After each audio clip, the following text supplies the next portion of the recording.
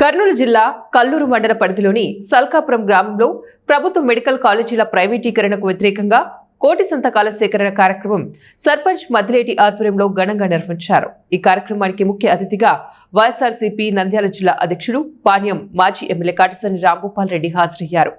ప్రభుత్వ medical కాలేజీలను private పరం చేయాలని కూటమి నిర్ణయానికి వ్యతిరేకంగా కోటి సంతకాల సేకరణ కార్యక్రమాన్ని ప్రారంభించి ఇంటింటి దగ్గరకు వెళ్లి ప్రజలందరి చేత సంతకాల సేకరణలో పాల్గొని వైఎస్ఆర్సీపీ సంక్షేమ పాలకులకు మద్దతు ఇవ్వాలని పిలుపునిచ్చారు. పేదవారికి కూడా మంచి వైద్యం అవకాశం కల్పించాలనే ఉద్దేశంతోనే 17 హాస్పిటల్ సూపర్ స్పెషాలిటీ హాస్పిటళ్లను శాంక్షన్ చేసి మెడికల్ కాలేజీలు కూడా శాంక్షన్ చేసి ఈరోజు కర్నూలు టౌన్లో ఏ విధంగా మన గవర్నమెంట్ హాస్పిటల్లో వైద్యం ఏ విధంగా మీరు చేపించగలుగుతున్నారో ఈ 17 మెడికల్ కాలేజీలో కూడా సూపర్ స్పెషాలిటీ ఫెసిలిటీస్తో అన్నీ కలిపి మీకు 17 మెడికల్ కాలేజీలు శాంక్షన్ చేయడం వల్ల ఈ 17 మెడికల్ కాలేజీలో పేదవారందరూ కూడా ఉచితంగా వైద్యం చేయించుకోవడానికి అవకాశం ఉంటుంది. దాంతోపాటు ఎవరైతే మెడిట్ స్టూడెంట్ ఉన్నారో పిల్లలు ఎంబీబీఎస్ చదవాలనుకునే వాళ్ళు సంవత్సరానికి 1700 మందికి ఈ 17 కాలేజీల వల్ల మొత్తం సీట్లు వచ్చే పరిస్థితి.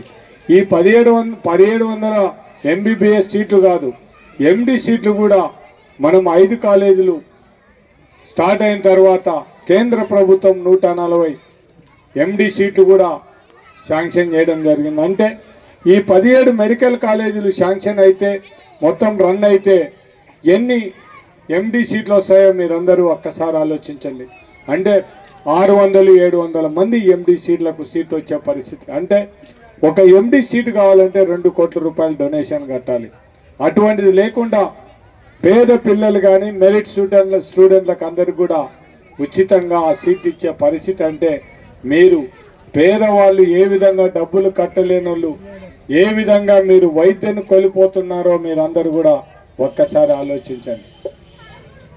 జగన్మోహన్ రెడ్డి గారి ఉద్దేశం పేద పిల్లలు కూడా ధనవంతుల పిల్లలతో పాటు చదవాలనే ఉద్దేశంతోనే మొత్తం ఉండే గవర్నమెంట్ స్కూల్ నాడు నేడు కింద ఏ ప్రైవేట్ స్కూళ్లకు తీసిపోకుండా స్కూళ్ళను డెవలప్ చేసిన నాయకుడు జగన్మోహన్ రెడ్డి అనేది మాత్రం మనం ఎవరం కూడా మర్చిపోవడానికి వీల్లేదు. ప్రైవేట్ స్కూళ్ళల్లో కార్పొరేట్ స్కూళ్ళల్లో ట్యాబులు ఇస్తే జగన్మోహన్ రెడ్డి గారు ఖచ్చితంగా గవర్నమెంట్ స్కూల్లో చదివే పిల్లలు కూడా వాళ్ళు కూడా ట్యాబులు ఇవ్వాలనే ఉద్దేశంతోనే 8వ తరగతి నుంచి అందరికి కూడా ట్యాబులు ఇచ్చిన ఘనత మన నాయకుడు జగన్మోహన్ రెడ్డి గారిది. మీరందరూ ఒక్కసారి ఆలోచించండి. జగన్మోహన్ రెడ్డి గారు ఉన్నప్పుడు ఉండే మధ్యాహ్న భోజన పథకం ఏ విధంగా ఉంది, ఇప్పుడు తెలుగుదేశం ప్రభుత్వంలో ఏ విధంగా ఉంది అనేది మీరందరూ కూడా ఒక్కసారి ఆలోచించమని నేను ఈ సభాముఖంగా విజ్ఞప్తి చేస్తున్నాను. కానీ అంతకుముందు జగన్మోహన్ రెడ్డి ప్రభుత్వంలో జగన్మోహన్ రెడ్డి ఇష్టం వచ్చినట్టు మొత్తం ప్రజలకు పంచిపెడతాను